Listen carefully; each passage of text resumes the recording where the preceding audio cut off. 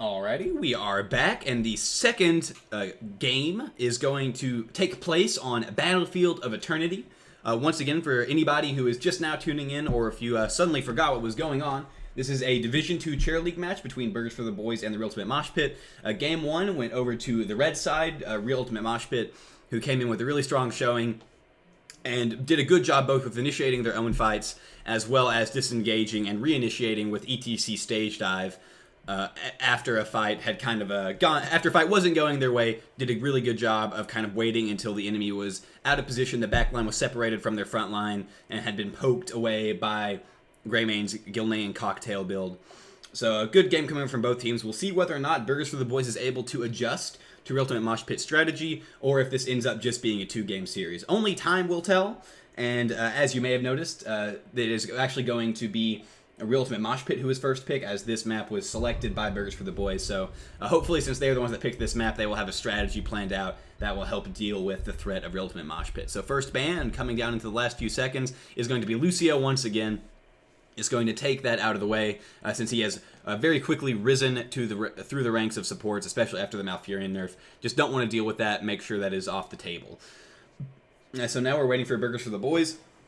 It wouldn't surprise me at all to see an ETC ban, considering how highly Real Ultimate Mosh Pit prioritized it, and also how effectively they did. ETC not as strong on this map as he is on other maps. His displacement can be very good when used in conjunction with the Immortal, both during the phase and when it is pushing. So he's not necessarily a bad choice, as well as his auto attack speed are so it's still a solid choice on Battlefield of Eternity. They decided to just get rid of Ragnaros instead. Decided that was more of a problem. The just pressure that can be put on by Molten Core, both offensively and defensively on this map, is pretty ridiculous, as well as, once again, being a strong solo laner who can be very difficult to deal with, even by ranged characters. So first pick going with Real Ultimate Mosh Pit. It wouldn't all surprise me to see an ETC pick come through here. They could also, however, prioritize Greymane if they want to go that again. There's lots of things that they ran last map that would still work on this one. Greymane being very strong. They actually go ahead and first pick the Malfurion. Want to lock down the I guess, second strongest support right now, considering how important Lucio is. So they're grabbing the Malfurion. So they don't, apparently they don't want to run the Morales comp again. A little worried that there might be some better counter engage coming through by Burgers for the Boys. And ways to, will dive, I believe is the term I'm looking for, to get on the Morales. So they go ahead, they lock down the Malfurion, going to go ahead and grab that. And that does make it possible for Burgers for the Boys to pick up ETC if they want to take it away. If they don't, that could be very threatening coming from Ultimate Mosh Pit. Having the power slide into root is a tried and true combo that's difficult to deal with unless you have a support who is just on point with cleanse. We'll have to wait and see. So they do pick the ETC themselves this time. Looks like they're using the same skin, even they lock down the Sylvanas. I was wondering if we would see a Sylvanas. Sylvanas is a really interesting choice on this map because she's very much a win more hero, especially until level 7 when you get Barbed Shot and can really contribute to the Immortal phase.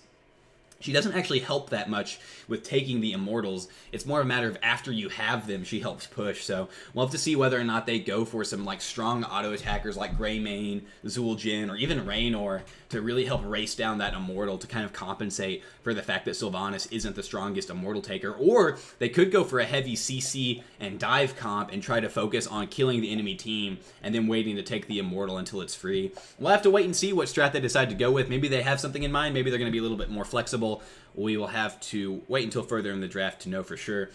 So now we have the picks coming over for Real Ultimate Mosh Pit. Their ETC has been stolen away. They have already demonstrated that they have a solid Tyrael player, so they could go ahead and grab that again. At the same time, Tyrael is not exactly a highly contested pick, usually in the North American scene, both in pro and amateur levels. They grab Artanis Greymane. So they are going to grab the Greymane again.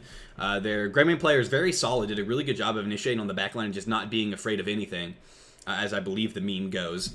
So they're grabbing the Greymane and also the Artanis. Artanis being very powerful on this map, both through the ability to kind of swap into the Immortal stun circles, as well as taking amateur opponent to just chop away at the Immortals.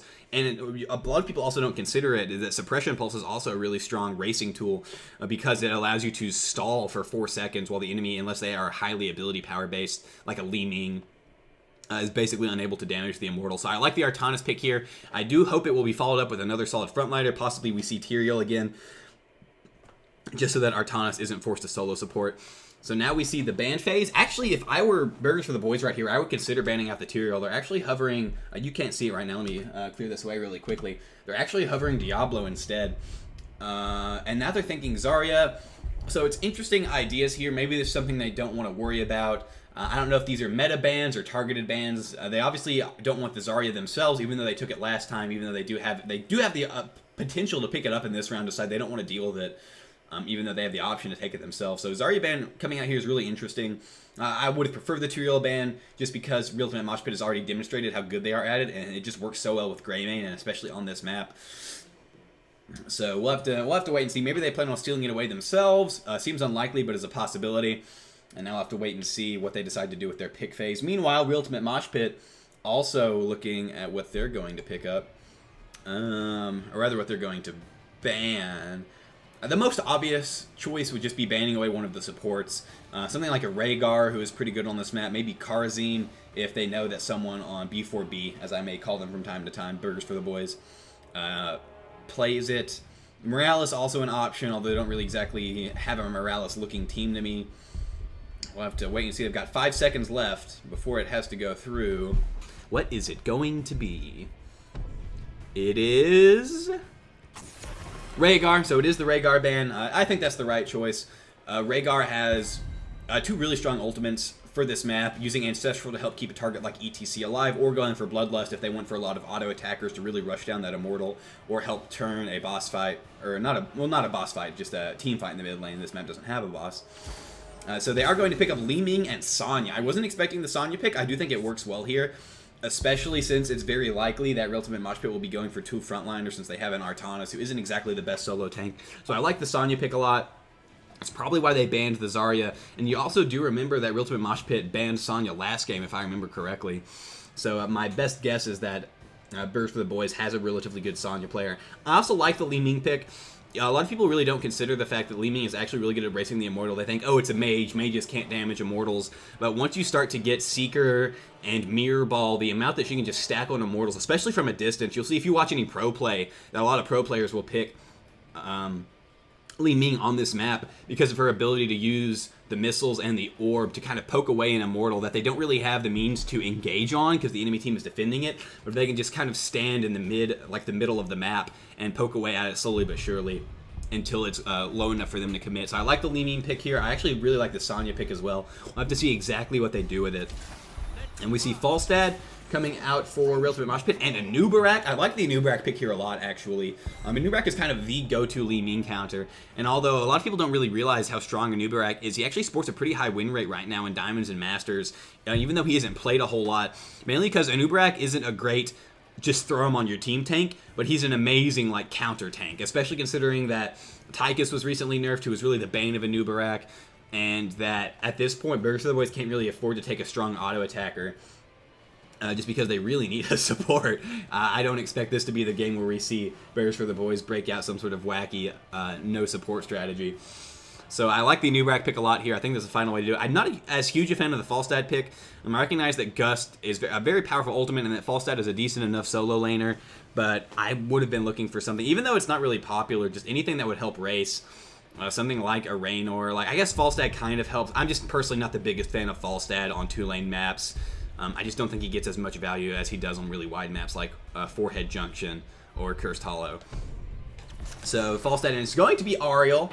Ariel is actually pretty strong pairing with Sylvanas if you go with the Shadow Dagger build. Just the constant just damage over time from the Shadow Dagger. Obviously not as strong as Ariel is with Lunara or Gul'dan, but still a pretty good combination there. Back when Ariel first came out, Sylvanas was considered to be the third or fourth strongest pairing with Ariel.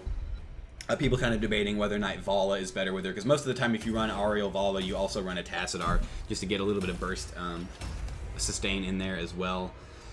So Ariel pick, really interesting. I was not expecting that. I have mixed feelings about Ariel on this map just because I don't believe she does an excellent job of healing up while you're on your Immortal. Obviously, if you're in the middle of a fight, then Ariel is really handy, and this might be indicative of Burgers for the Boys deciding to go for less of a race strategy, especially when you consider that the Li Ming pick can be used as a, alright, we'll use this to poke away the Immortal character, but it can also be used as an, okay, we'll just get one kill and then snowball it from there until enough of them are dead that we can get the immortal themselves. So if you'll excuse me for just a moment, I'm going to go grab a sip of something, and then we will get right into the game.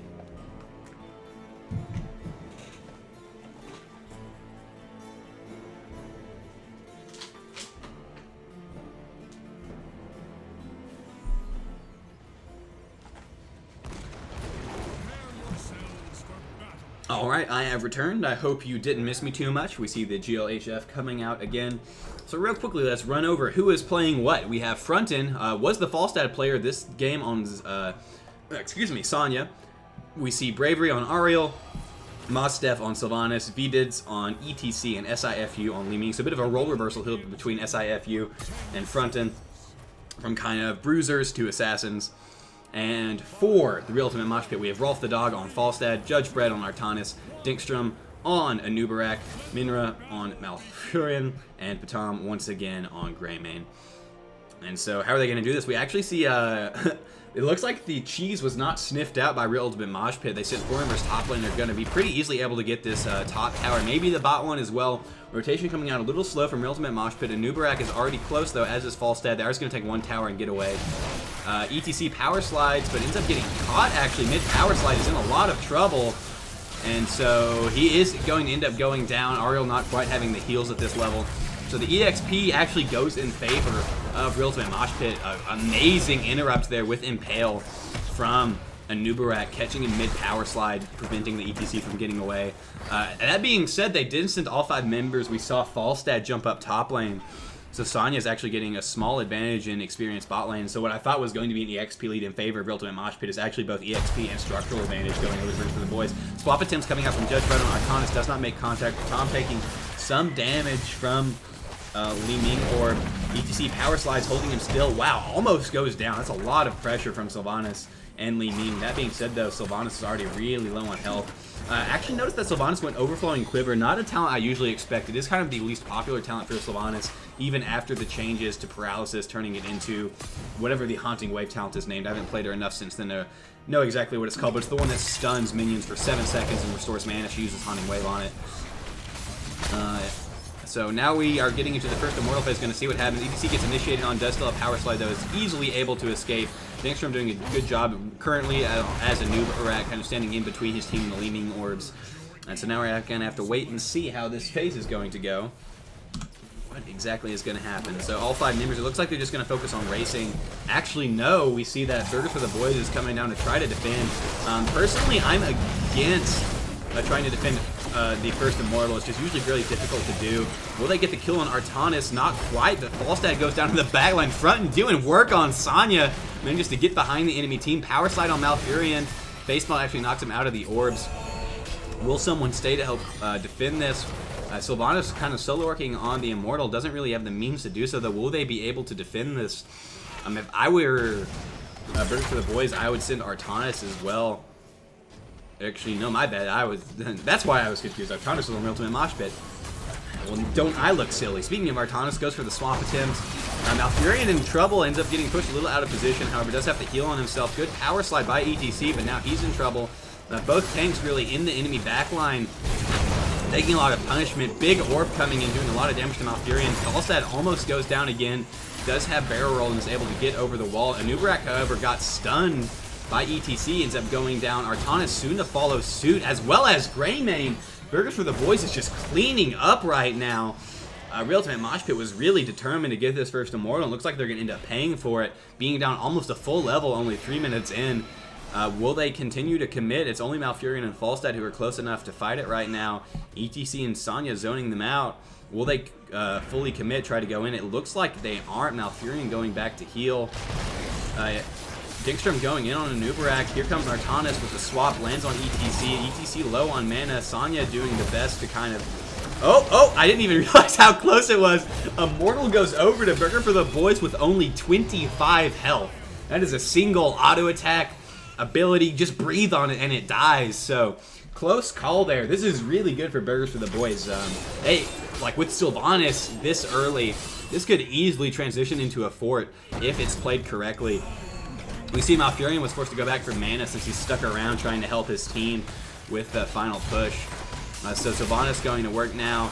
It does look like the Ultimate Mosh Pit is doing a good job clearing, and they will be able to actually negate this just being a tower. So despite the fact that Sylvanas is this strong, a good job there from Ultimate Mosh Pit, just really hard focusing on the Immortal and clearing it as fast as they could. Also wise decision sending Falstad top lane to soak instead of doing a 5-man defense to make sure that they don't fall too behind on XP. So could have been disastrous for Ultimate Mosh Pit. The fact that the Immortal was so low, as well as the good focus, prevents it from being a total disaster. That being said, they still, however, are a full level behind. So they've got to be careful. They're down 4 kills. Good swap on the Mosh Dev. Ariel heals coming out big, though. Sylvanas low on mana, but has enough to jump away. ETC now taking a lot of damage. Blade Dash almost enough to kill. Oh, there it is. Oh, no, not quite. I thought for sure that was going to be it. Grandman once again going the Gilnean cocktail build. Not quite enough to get the kill, though. Has not hit level 7 and started stacking the damage. Still, good pressure coming from Ultimate Mosh Pit. Gives them a bit of a respite here. However, we see that if you look at the mini-map top lane, the siege camp was taken by Sonya. So we're off the dog here, having a little bit of trouble dealing with it. Doesn't really have the wave clear to compensate for that. Up to see now. It looks like they have gone and gotten the siege camp, are rotating to get the bruiser. Good timing here from them. At least I assume it will be. We'll have to wait and see exactly when the Immortal spawns as to whether or not they will get any value out of this. It looks like they might be looking for a gank on the Sonya as well. Sonya, however, still really high health, will most likely not go down. Just rotating up to help clear. And we now see that Burgers for the Boys is going to take their bruiser as well. And, alright, so here's the timing coming out now. Good timing and bad timing. Greyman being forced to retreat to heal up. And it is not going to be at the Immortal when it first spawns. It does look like, however, Ultimate Mosh Pit will hit 7 before this starts, which is very good for them. Makes it a lot easier for them to take a fight. It'll be interesting to see who decides to go for offense and who goes for defense, all things considering. Artanis getting some early pressure onto the Immortal, ends up being forced out by the threat of ETC power sliding in. And so this is not great for Ultimate Mosh Pit. I would not fight around the Immortal if I were them. Doing their best to kind of poke away at it, but they have to be careful. Artanis attempts to swap. Oh, wow. Just health bars are dropping. Is this going to be a dead Greyman? It was almost a dead Anub'arak. Malfurion doing his best. Falstad just getting bullied by fronting on Sonya. I see now why they banned it out that last game. He is just a monster, just taking names and not taking damage, that's for sure. So another kill going over to Burgers for the Boys. Sylvanas now is Barb Shot and is not looking good for Ultimate Mosh Pit. Maybe another Immortal going over to them. I'll love to see whether or not they manage to clean up their act a little bit once they hit 10. If ETC decides to go Mosh Pit, manages to get a big one. Only time will tell. Despite the fact that that is a kill going over in favor of Burgers for the Boys, they're still doing a pretty good job of kind of eating down this Immortal's HP, so it's not actually that much of a deal. It's just a matter of now what's going to happen in the second phase where the Immortals end up going. And so it is going to be a defensive position, so this is good for Ultimate Mosh Pit as it makes it more defensible for them. We'll have to see what they decide to do. Both bruisers were actually cleared out before the phase started, or maybe during the mid. I didn't actually see when they disappeared, so neither team really has to worry about it too much. Sonya going bot lane, trying to soak, I guess. It is seen by Ultimate Mosh Pit. They decide to go in. Leeming taking a lot of pressure from Artanis and Anub'arak. Sonya now rotating back in. Gonna get on the back line. Malfurion in trouble. Gets stunned by the Immortal. Gets popped and goes down. Actually, no. Does he not? Barely alive is the spear. Actually, I didn't even see what that was there. I tried to zoom in to find it. Malfurion ends up going down. Maybe it was the AoE from a slam. I'm not entirely sure. Anub'arak still caught in the back line. Ends up going down as well. And things are not looking good for real Ultimate Mosh Pit. This is an entirely different game from the first one, which was solidly in the favor of real Ultimate Mosh Pit. This is Burgers for the Boys game to lose right now. It's only 8 minutes in, and they're already about to have a 2-level lead and very easily a fort from this Immortal. So this really does illustrate the difference between teams when they get to have their pick of the map. Like, I understand that first pick is important and it allows a lot of power coming through the pick if there are like really strong characters in the meta that are highly contested. But man, when you have a game plan on a particular map, especially when it's one that is very focused, like Battlefield of Eternity, where there's a very particular strategy outside of just, you know, rotate around and get kills, it starts to show. So we saw the Immortal now pressuring the fort. Sylvanas going to start doing some work. Artanis doing his best to apply pressure. Getting a 4-man Mosh Pit coming in, followed up by the Li Ming. That's dead Artanis, dead Malfurion, dead Greymane, and Anub'arak soon to follow with the Twilight Dream follow-up. Amazing play there from Burgers for the Boys. They were just a little too grouped. If I were a Ultimate Mosh Pit right there, I would just back the heck off. Like, you don't want to be that close when they have a Sylvanas and the enemy has 10 and you don't. They might snowball this into a 9-minute keep. Deathhammer's just now coming off cooldown. Immortal has no shields, but still has full health. And Sylvanas is available. Sonya has popped. Wrath of the Berserker. Swap does not connect. Keep already to half health. Immortal still full health. Anubarak going in. Level 10 still not reached for Ultimate Mosh Pit. Sonya taking some damage, but not going down. That is going to be a 9-minute keep for Burgers for the Boys. The Tower of Sylvanas right there. And they're not done yet. Dinkstrom going down on Anubarak. The Immortal's still pushing. Still has about a quarter health left. That's going to be a tower. Are they going to go for this? We see them still applying pressure. Beated's going in. Oh, was there a mistake? Oh, wow. That's dead. Greymane dead. Artanis, they're still going. They're not dead yet. Our aerial heals are coming in. Core's at 70%. Beated's is taking damage. Are they going to back off? It looks like they finally realized how insane that plan was. That being said, that's a 63% health Core.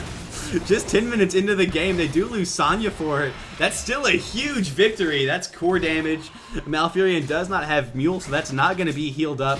It does look like they will actually be losing 2 members for it, though, as Ariel is caught by the Anubarak Cocoon. Level 10 finally hurled him. But man, that was insane. Just the... They were going all in, man. They just kept getting 1 kill after another. All right, we'll take the fort. We get 4 kills. We'll take the keep. We get 3 more. All right, let's just take core. A little overzealous. They end up losing a couple kills for it. But that being said, 30% core damage this early on, I think, is worth it. They really didn't lose all that much. Death timers are still low enough that it's not going to be really anything but a siege camp in favor of Real Ultimate Mosh Pit, especially considering that catapults are going to be pushing that wave and pretty easily clear that out. So amazing series of plays there from Burgers for the Boys. Just, man, you give them an inch, they just took a mile, really showing the potential for snowballing on this map is ridiculous. There are currently a talent tier ahead, 13 to 11. I have to take a sip of something real quick, man. My voice is getting parched on that. Hold on. Whew. Oh, all right. And now back to the action. Looks like there's just a bit of skirmishing going on. Real Ultimate Mosh Pit has been kind of forced to send 4 people top lane to help deal with the catapults pushing, so that the wave is pushed out when it starts. If I were them, I would try to find some way to hit 13. They've only got 20 seconds until the next phase starts. It's going to be really difficult for them to win a fight down a talent tier. Ultimates are off cooldown for both teams, with the exception of Sonya's Wrath of the Berserker. To see what exactly is going to go down. A pretty aggressive play from Real Ultimate Mosh Pit, just trying to poke away at the enemy team. I have to see what's going to go on. I will mention really quickly that we see that Falstad actually goes with Hinterland Blast. The only change, if I remember, that was made is that now it gets cooldown reduction based on the number of people it hits. We'll have to see whether or not it ends up being the correct play. Tom playing a little too aggressively ends up getting picked out, melted down, and finished off by ETC. This is not looking good for Ultimate Mosh Pit. Falstad still bot lane trying to clear this siege camp. Purifying Beam comes out, trying to pressure away. The Ariel swap comes in on Li Ming, but the follow-up is just not there with Greymane dead. They're doing their best to protect this. There goes Hinterland Blast, only making contact with NTC. Twilight Dream hitting 2 members. Oh wow, Artanis is silenced by the Wailing Arrow, ends up going down, followed shortly by Falstad, once again in front and just being a monster on Sonya. And this is going to be basically another full health Immortal coming over in favor of Burgers for the Boys. It looks like Artanis and Falstad are not going to be up in time to really effectively contest this. They're taking the Bruiser to try to help deal with it, but this could very well be game, considering the fact that the core was already taken down 36% in the first push. This is going to be a full health Immortal or close to it, pushing down a lane where the fort's almost already dead. We see some backs coming in from Li Ming and Sylvanas going for full mana. I think they're going to go for it. They're pulling back, trying to play safe, make sure they don't end up dying. ETC going to tap well to heal up himself. And I'm not one to say I can predict the future, but I think this might be game right here, especially if they manage to hit 16, getting these structures. We're gonna have to. This is a moment of truth here for Ultimate Mosh Pit as to whether or not they survive to fight another day. If they end up going down, smart play going for the Bruiser to help depush the catapults, but it probably won't be enough. So that's already the fort dead. We can see how close they are to 16. Greymane doing his best to poke away with that Grenade Cocktail, trying to get them low, realizing that Ariel doesn't have the best anti-poke healing. Really the best they can do right now. Some of the members, however, kind of isolated from the rest of the team. They're looking for a fight. Will they find one? Sonya goes in. Cursed Bullet comes out on Sonya. 2-man Mosh Pit, however, on Artanis and Greymane end up going down. Those are Li Ming resets. Anubarak doing his best to lock down a member of Burgers for the Boys, but it doesn't look like it's going to be enough. That's 3 members dead, and full health Immortal in favor of Burgers for the Boys. Keep's not going to do anything to damage it because of Sylvanas. I just don't see a world in which this isn't game. Like, the Immortal's basically full health, all 5 members, and Burgers for the Boys still alive. Sonya now going in on the backline is just taking no damage, even after the Twilight Dream silence, is easily able to stay alive, and that's got to be GG. I don't see how it's not. Falstad's not even up yet. Even if he was, he has Flash instead of Gust. Nubrak doing his best to stop it. We actually do see Malfurion going down as well as Artanis again. And there's just nothing they can do. They do finally get the Ariel, but it doesn't even matter. That is game for Burgers for the Boys. Just a ferocious comeback there. They wanted to show that they knew what they were doing, and were not going to take it lying down. My goodness gracious. I mean, if you remember last game at the very end, I talked about the kill disparity, how it was like 6 to 13. If you look at it now, it's 14, 8, 23 kills to 4. It was a complete turn on its head. My goodness gracious, that was a game and a half right there. Burgers for the Boys showing signs of life if I've ever seen them. So we're going to have to cut away again really quickly. I would talk about what happened, but I mean, you saw it. It was just a bloodbath. Just the power of Sylvanas. And really, it was predicated, I really think, on that first phase where Burgers for the Boys did an excellent job of dealing with the aggression from Real Ultimate Mosh Pit, defending the Immortal, which I normally wouldn't say ever try to defend the first Immortal phase. It's just so difficult to do. They have such low health. It's so hard. But they managed to pull it off, barely snuck away. Like that 25 health was probably the difference between an easy victory and maybe a more hard-fought one. They might have still won in the end. But the fact that even though they didn't get a lot of structural damage, that went ahead and early on gave them a full-level lead, which really set the pace for the rest of the game. And once again, I mentioned at the draft that Sylvanas is like the definition of a win-more hero. And so all it took was that little bit, that little EXP lead, and it was just game from there on. Just they never let their lead go. Like they didn't give Real Ultimate Mosh Pit an opportunity to even try to fight back. So excellent play there from Burgers for the Boys. And man, I am excited for game number 3. I will be right back. Should just be a couple of minutes. Got to get everything set up. So don't go anywhere.